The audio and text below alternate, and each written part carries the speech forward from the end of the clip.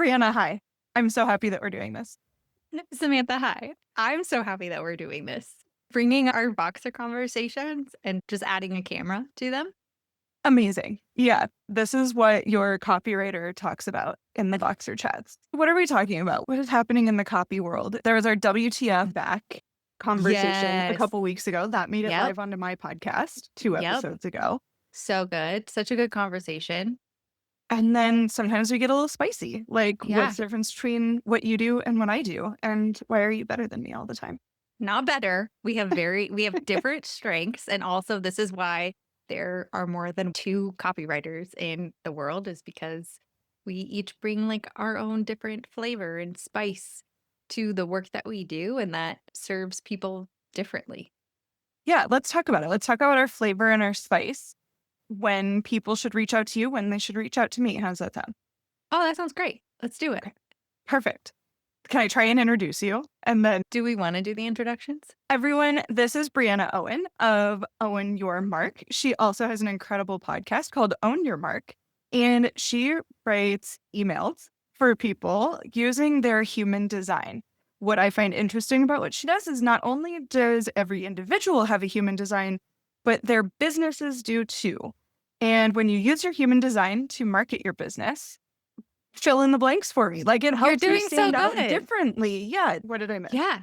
Yeah. When you use your human design for your marketing, your messaging, your copy, your business, it helps eliminate the guesswork of 90% of the infinite options that are out there, but are really not going to work well for you, and just really narrows it down so that we're focusing on the things that are meant to, because they're based off of your own design, like they're going to land well, and it's going to feel good for you as the business owner and the writer too. Yeah. Yeah. Amazing. And what is human design? I will say, like, I look at it as it is a tool, it is a resource. If you want to get into like all the technical things, it's a accumulation of about seven different systems: the Kabbalah, the I Ching, like astrology, like all sorts of different things, like really woven together. But it is your genetic blueprint of your personality, your characteristics, like who you were always meant to be. Well meaning people, and sometimes not well meaning culture, comes in and tries to tell you who they think you should be. So this just gives us a blueprint to go back to, that is just like, this is who I'm meant to be. This is how I'm going to feel the best when I show up this way. Like human design is that resource for me. So often I see people on threads or people come to me and they're like, but how do I get my personality into Mm, my copy? And I think a lot of times people don't really know what their personality is to be yeah. able to then put it into their copy. And so I see this as a really good resource for people too, to say, okay, well, this almost Yep. gives me a little bit of rules around how to be Yep. myself. Yep. Yeah. Especially if you are, like I have shared before on my podcast and other places, how I didn't really know who I was. And I was going through this self discovery process of trying to figure out who I was. And, I was in my 30s at that point, and asking other people hadn't gone so well for me for the last 30 years. I wasn't about to go ask people again, but also, like, how do I know if this is right or not? There is an element of, like, you work out, like, when you do a move the wrong way long enough, your body, like that's what your body's used to. Even if it's not good for your body, even if it can lead to injury, like that still feels comfortable to move that way. And then when a physical trainer comes in and they're like, actually, I need you to correct your form. I need you to do this differently. We need to lower the weight. We need whatever. It's the right way, but it doesn't feel right the first time you do it. And so you've got to do it long enough until your muscles relearn how to do it the right way. Sometimes, if you've been doing things from a misaligned way, when I Mhm. say, hey, according to your design, this is how you're meant to show up, it might feel weird initially because that's not what you're used to. But just like with exercise, when you start doing it in the right way, it feels good. Yeah. Yeah. There's like 6,000 ways that I want to take this conversation. But let's Focus on the task at hand. So that's your intro. You use human design to write incredible emails for people so that they come Yep. off as aligned to their audience, therefore attracting the right buyers. Yeah. Amazing. Yeah, you got it. Okay, now do me. Okay, I know, right? Whew, and, you gave me big shoes to follow because you did such a great job. Oh, thank you. And now I have you every time that I refer to you, you are Sam of Nomad Copy. So, Samantha Burmeister is our resident Nomad copywriter. You help write all sorts of copy. You do sales pages and email copy and any other type of ways that people need to use words to talk about their business and how they help people in the world. A couple of things that I really love about you is one, I think with your nomad style of life, that has really forced you to only do the things that matter because you have this priority to be able to do the things that you want with the rest of your time. And so that is so inspiring for me as another copywriter. And I think that should also be inspiring for your clients because, like, you're not going to mess around and you're not going to do busy work and you're just going to get in and get the stuff done and give it back to them so that they can move on with their life and their launch and their stuff, which is so freaking cool. And I do think that comes out in your copy too, because you have such a straightforward, like, this is the stuff that matters. Here we go. Here's what I'm going to give you. And we don't have to worry. Like, you just have such an authentic and transparent way of writing. We don't have to try to read between the lines and worry about, is there something else? 'Cause no, if there was, Sam would have said it. Yeah. Yeah. So, Thank fill you. in the Thank you. gaps. What did I miss? I think the one gap that I would point out is that I focus on selling. I am the Conversion sales copy. girly. Yeah, it's always about conversion. So, but you're totally right in that it's about being no nonsense. This is why you should want it. Here's the button. Go buy it. That is so my style. So thank you. I feel seen, which is literally our jobs is to help It people is. feel Yeah. seen, that Yeah. people feel like the only thing stopping them from achieving their goals is hitting a buy button, Mm. which is imagine just a group full of copywriters and we're just here making everybody feel seen. We are the most visible freaking group for being behind the scenes in everybody's businesses. Yeah. Yeah. I have okay, I know you said you had a million directions you wanted to take this. I have 2 questions that are coming up for me. Would you argue that all copy is conversion copy? Like, all content is really ultimately pointing to a conversion of action of some way, shape, or form? It should be. I think that we're a businesses. We are literally wasting our time if our content is not pointing towards a solution. Mhm. So I think there's a difference. There's like a Venn diagram of content and copy. And I actually have a podcast episode about this. But their content is like this bigger thing too, because there's visual content, there's verbal Yeah. content, Yeah, there's yeah, written for content, sure. right? But like if we're just talking about the words, like I have a ton of content on like threads where I'm just like, guys, I went for a walk today. Like that I don't necessarily consider a marketing avenue either.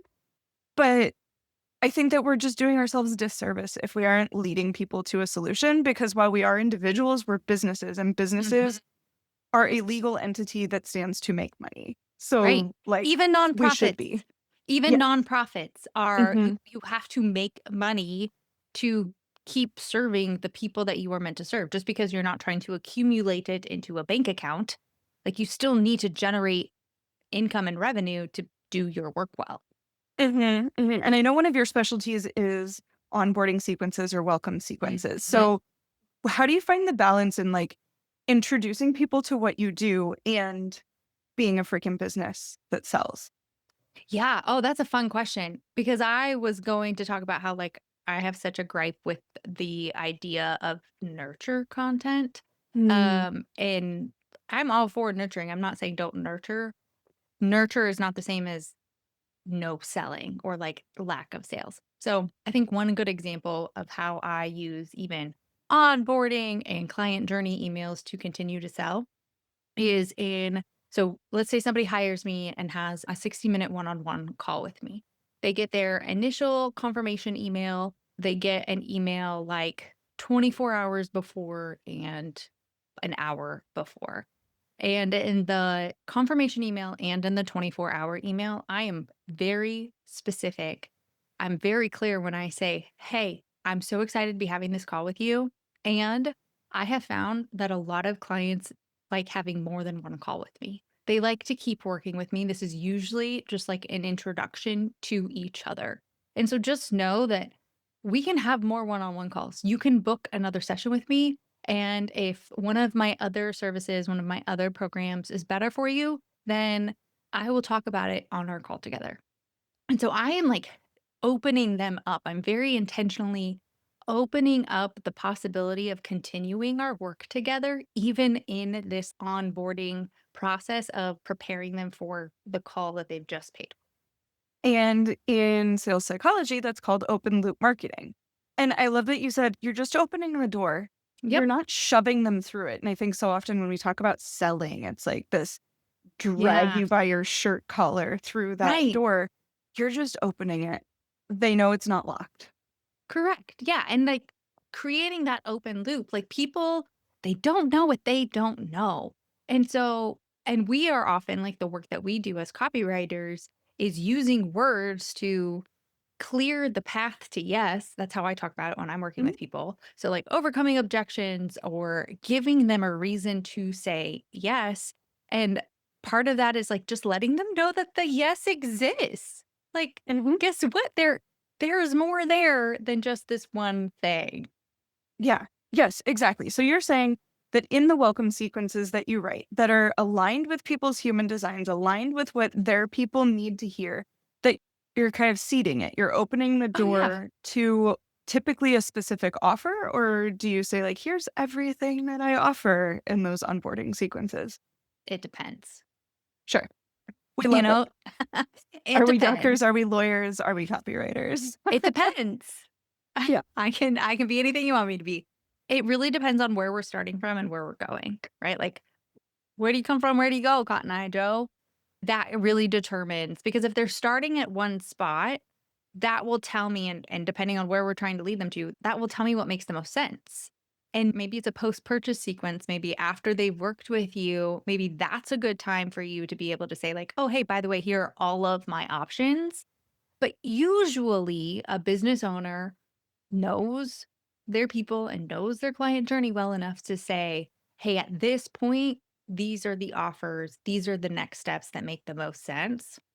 I also tend to look at things in a very like let's take a micro look at this and more of the micro yeses along the way.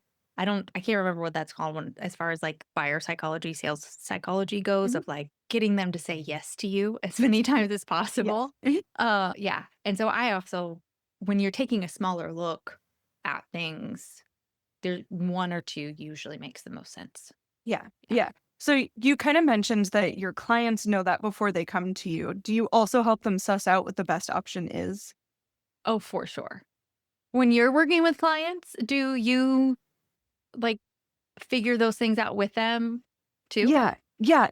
What I think is interesting too, because a lot of times people come to me when they're launching. So we're looking at like the whole thing. And typically the question is like, I don't know what I need for my launch. And it's like, great. I should probably have been charging separately for like launch strategy years There's an ago, idea. but I don't. But I think that like that strategic side is included. And I think part of the difference between just like a marketing generalist or a copywriter or your VA who you're just like tasking to write things and working with a copywriter is that level of strategic experience.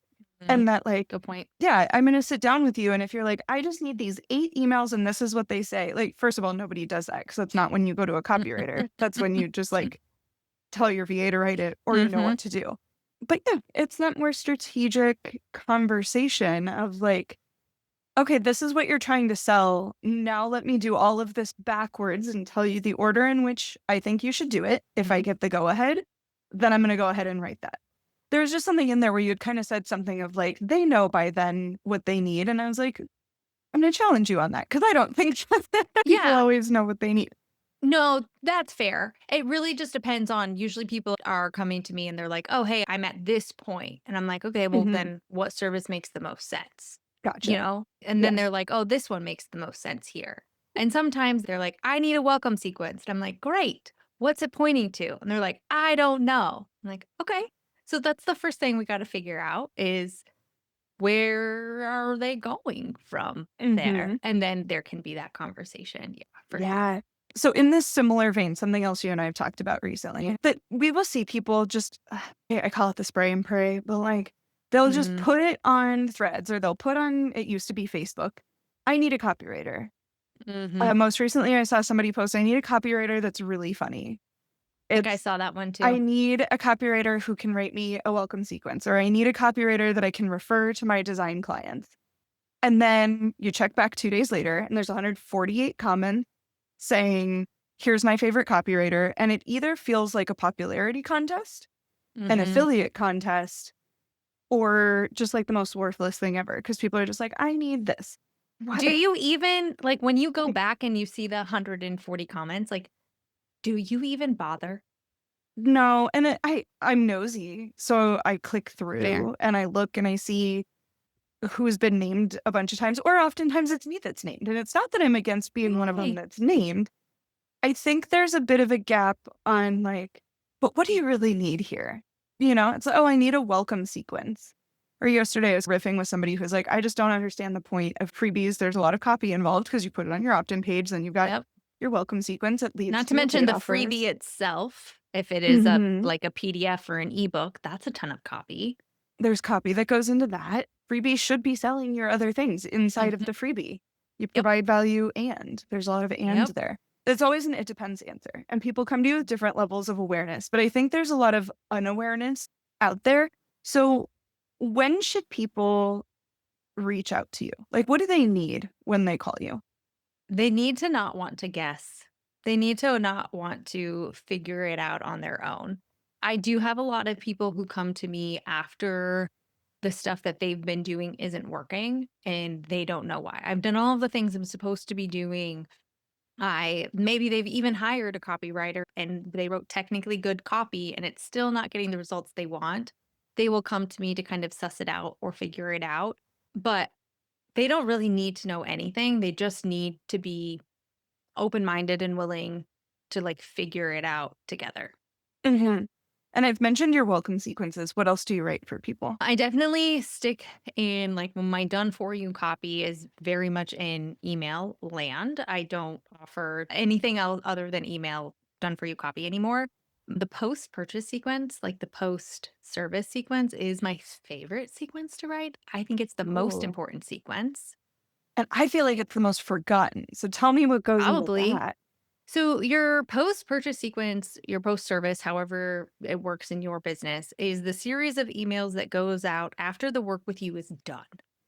Sometimes a product is bought, sometimes the service, the project is over. You can think of it like an offboarding sequence. It's a little bit like that, but I go bigger picture. So, the data shows that like 70% of your clients are willing to rehire you if given the opportunity. The problem is we don't give them that opportunity to rehire us very well. And so the things that I often will put into a post-purchase sequence, like I use their human design to figure out how we're going to approach this, but we are always asking for reviews, we are always asking for referrals, and we are always pointing back to how can they rehire us. The other thing that I really like to do with the post-purchase or post-service sequence that I think gets forgotten is thinking longer term, thinking bigger picture. So, what's a 3-month check in look like? What's a 6-month afterwards check in look like? Just because somebody might say, hey, I'm good for now. I don't need anything else at the moment. Okay, let's ask again in like 3, 6, 9, 12 months. Mm. Like, let's not miss those opportunities that were like handed to you on a silver platter because cold leads, brand new clients are the most expensive and the most time consuming to get. And you have all these warm, hot leads sitting in your post purchase, like has been client folder to work with. Yes, they're that much more likely to work with you again, and they're that much more likely to refer you Mhm. as well.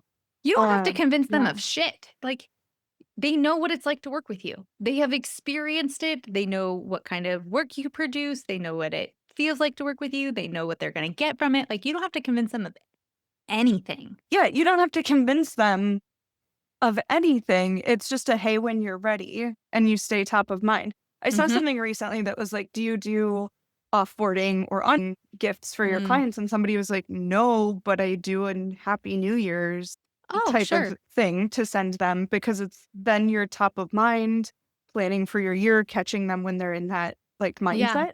And I feel like Planning that's very mode. similar is okay, yeah. So once you've had 3 months to settle into your insert service offering here that you or I wrote Mhm. for, then that makes a lot of sense of you've got to come back around to them when the time is most Yeah. opportune. I get emails from my oil change place, and their algorithm, I know, knows that I don't drive that much. I work from home. The grocery store and the coffee shops and all that aren't that far away. So it has kind of figured out how often I get oil changes and hits Yeah. me magically, like right around the time that my oil change light comes on with a little coupon, being like, Yeah. hey, come visit us again. And that's that Right. kind of opportunity that we Yeah. should be leaning into. So, yeah, I think that's brilliant. And the Yeah. statistics are on your side. Just keep talking to people once you offboard them. Well, and even, like, you can just open the door, start the conversation just like that, and then Hmm. when they're like, "Here's how it went," or "Here's what's coming up next," like, "Oh, that's a really great opportunity for you to be like, okay, well, I have VIP days open. If you want another one, here you go." And that reminds me. So my original question was, what else do you write? Mm. Because I'm like, oh yeah, I do VIP days, and you don't. So what do you write, and how do you write, and who do you write for? Like, give me your pitch. Yeah. Who should reach out to you and not me? I anything email sequence or email newsletter. Sometimes I have clients who come to me and they're like, "Hey, I need my quarterly newsletter." I will write for them. I tend to have a lot of clients who come to me for that. They want the strategic brain and support. And if I give them the building blocks, they'll actually go do the writing. And then I serve as their editor or their copy editor and give them that feedback. But maybe they want to write it themselves. They just want to be told what to write. I'm really good at that. I also think one of the things that I provide that I don't think that you provide as a service is I do a ton of messaging, like foundational messaging work and packages. So if people are like, I just want to know who am I talking to and what are some story content ideas? How should my CTAs sound? I do a lot of that. And sometimes people are like, hey, can you just give me that information and then I'll go use it to write my own emails? And sometimes I am doing my path to yes package. The messaging, it is, hey, what's the path to yes from point A to point B? What are those emails going to be? How does all of this play out? And then I write the emails. So I write welcome sequences, follow up sequences, client onboarding sequences, client journey sequences can be in there, post purchase sequences, and occasionally I tend to work with more like coaches, creatives, freelancers. Occasionally I'll get somebody a little bit more product based and I will write like a cart abandon or a browser abandon sequence, but usually it's post or onboarding or welcome sequence. Yeah, yeah. So a lot of messaging, a lot of emails Mhm. from you. And how long does it typically take to work with you? If they are just wanting like a one-on-one, sometimes people just are like, "Hey, I just need your feedback on this." You can get in within 2 weeks. My messaging stuff is about a 2-week turnaround, and the whole, like, Easy Yes package, the Easy Yes email architect package, that's a 60-day. So that's from, like, our first call to you have the drafts, the copy drafts. It's a 60-day process. Yeah, yeah. Why should they let it take 60 days when their teenager could pull it up on ChatGPT this afternoon? You go for that. You try that and let me know how that works for you. Yeah. It's just all the more reason why you'll wanna come pay one of us. Yes. Yeah, exactly. When you see that there's no ROI. Yeah. Yeah. It's Yeah. like, oh, that's one of those things of what you put into it, you get out of it. And Yeah. also, what I hear from you too is that, like, so I've set my business up to fit my schedule. And a lot of times Yes, that you're is like, so okay, so good let at me that. crank out as much as I can because what I can do really quickly is done well as well and Mhm. done better than most people are going to write for themselves. Yep. And that means a lot of people come to me when they're like, shit, Sam, I'm launching like next week. Like that was my most Mhm. recent incredible client. And she deserves her own podcast episode about it because wild result. But I tend to be more like vibes based. I feel like you're very methodical, which I think is Mhm. another subtle thing of like, okay, so I need somebody to write my email sequences For me, it's gonna be more of their sales sequences, but also that's very similar to the onboarding or the Yeah. welcome sequence. So there's some Yeah. crossover there between what you and I do. But also, like, if you want that longer engagement, you want it to be rooted in human design, you want it to Mhm. be more, like I said, methodical. If you want it more like vibes and sales and go for it, then that's probably where somebody would reach out to me because it's like, that's just how each of us works and Yeah. why there's room for Adidas and Nike and Reebok all in the same place.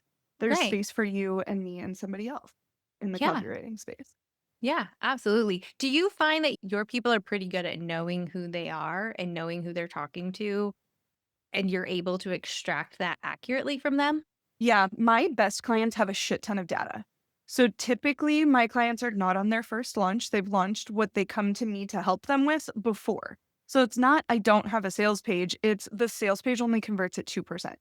So, like that Mhm. client I briefly mentioned, she went from a 2% conversion rate to a 10% conversion rate on this last launch because we shifted all of the copy and I'll say the messaging behind the copy, although Yeah. we didn't do like a messaging strategy. But I was able to take client feedback for questions like, why did you join? And Mhm. then what kept you here? Type of questions 3 months later. What are you enjoying? What are your results? So I can take that and make the improvements. My people not only have like a good vibe on where their people are, but they have data. They know what has worked in the past. They know what hasn't worked in the past.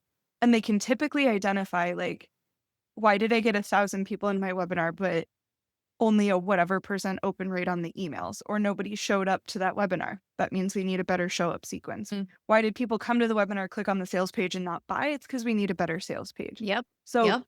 it's probably less of me digging in. Like, I'm not going to memorize every single thing about every one of your audience members, but I am going to synthesize that information Mhm. really quickly and extract the most important parts so that you get the most ROI as quickly Mm. as possible. So I think I probably honestly dilute my own abilities by saying that I'm like really vibes based because I there's was a gonna say science you to it. you are methodical. Your method is just going so fast and it's happening in your brain so quickly in the way that it comes out. Doesn't it sounds like it's more vibes based, but even as you're talking, I'm like, oh, you are methodical here. We're not going to sell your expertise and your skill short. You know what you're doing.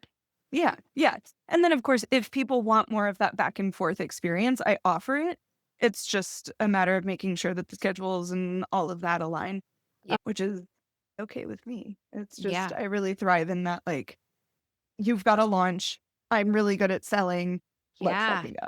Yeah. Yeah. So good. How many, like, you do a lot of however much I can write in a set amount of time. Mhm, If somebody were to give you if it wasn't time based, but it was like amount of emails based, do mhm. you have a sweet spot that you've noticed of like, hey, I really think sales launches do the best in this range of emails?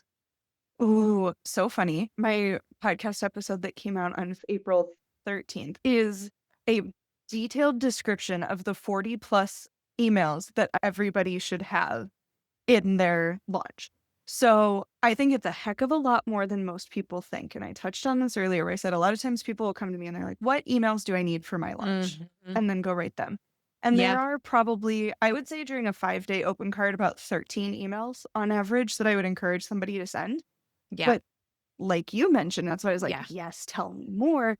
The post launch sequence and the post purchase sequence are just as important. Mhm. Honestly, an opportunity to make another 20% Yes. on top of Yes. what you just earned because you've got Right. people that are leaning in. Your Yeah. nurture leading up to the sale is like Yep.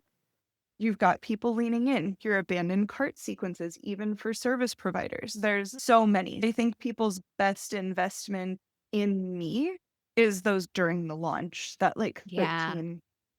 13 to 15 on Yeah. average emails. Yeah. Yeah. Do you maybe like you're just really good at attracting the people who aren't going to push back on that, but do you have people who push back on the number of emails you suggest? Yeah. And there's two things to that. One, the more emails you send when you're not launching, the less weird it is to send a bunch of launch emails. All the snaps, all of the claps.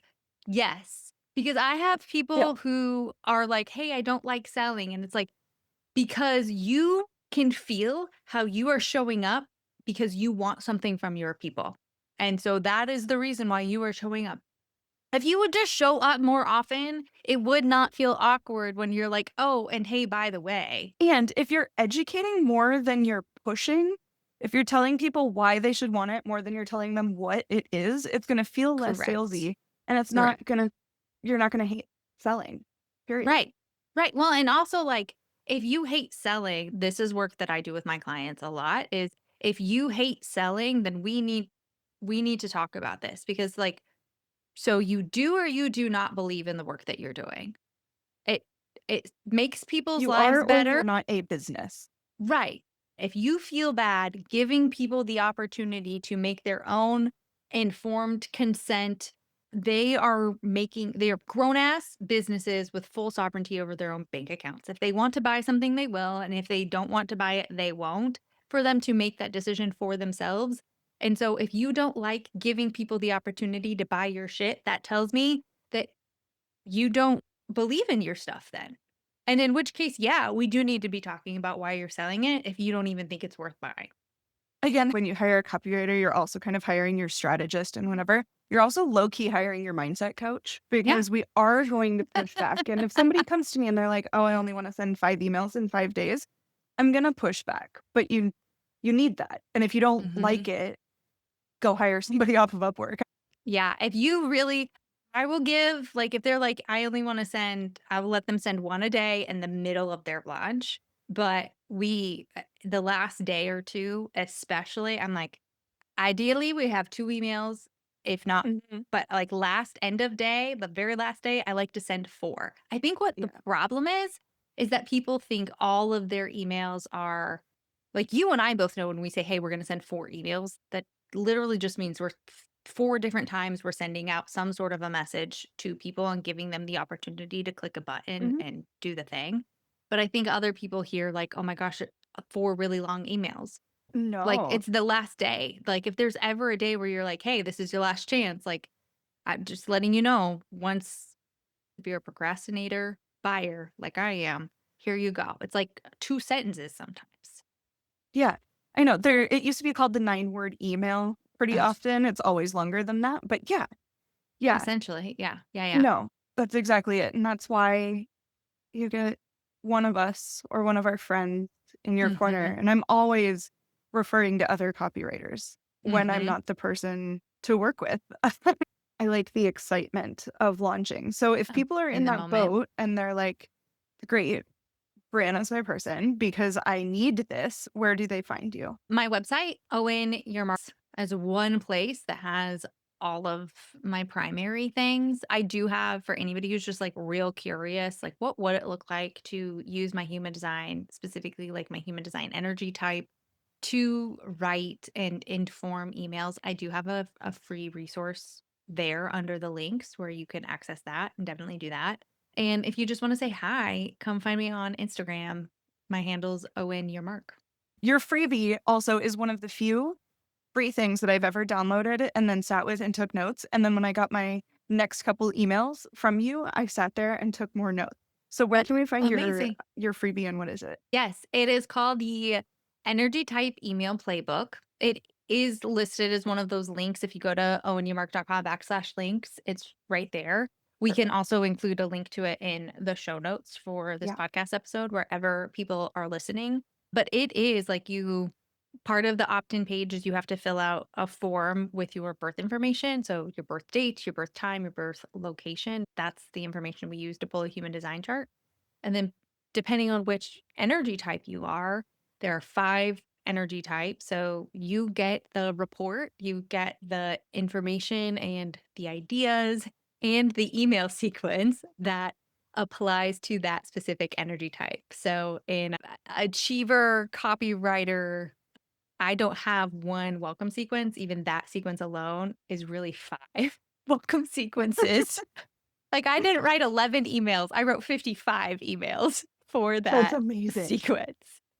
See, she gets it. She gets it. Yeah. And you can find me on Instagram. I'm at nomad.copy and my website's nomadcopyagency.com. And that's where just everything lives. Do you have I know you have a lot of, like, $1 resources right now, like, what's your favorite resource to point people to? I love sending people to my launch emails checklist. We'll make sure that's in the show notes. It has accompanies the podcast episode too. So I'll put that there. And if you use code podcast, you get it for $1. So good. Anything else you want to gossip about? I mean, I have so many questions, like, we definitely need to make this, like, an ongoing series where we're like, "Okay, now what?" Because I'm like, other questions we could talk about in the future, you've touched on it just then, like, nurture and value. Like, what does Hmm. that even mean? What does that look like? I'm with you on you have to warm people up before you start selling, so I'm totally with you there. I also am like, as a copywriter, do you find it hard to do your own messaging and your own copy work? You Mm, know, hmm. like, Hmm. we do it Yeah. so well for other people. Do you feel like you do it well for yourself too? Oh, I have so many thoughts. There's Mhm. so much there. I think that opens a Yeah. good door for folks who are listening can tell us what they want to know. What are the behind Yeah. the scenes things? Because I think there's a lot to agree and disagree on with like, should you be selling as you nurture? How much do they have to be warmed up? Are you doing them a disservice by not selling right away? Oh, I Um, have thoughts. I have so Right. many thoughts. So stay tuned for part two and reach out and let us know what you want to hear because it could get spicy up in here. We like we are happy to dish and gossip and spill all of the tea and give you all the backstage, behind the scenes, fly on the wall insights of what is it like when two copywriters start talking about our stuff. Yeah. Yeah, absolutely. So So thank you for good. hanging out and we'll Thank you. see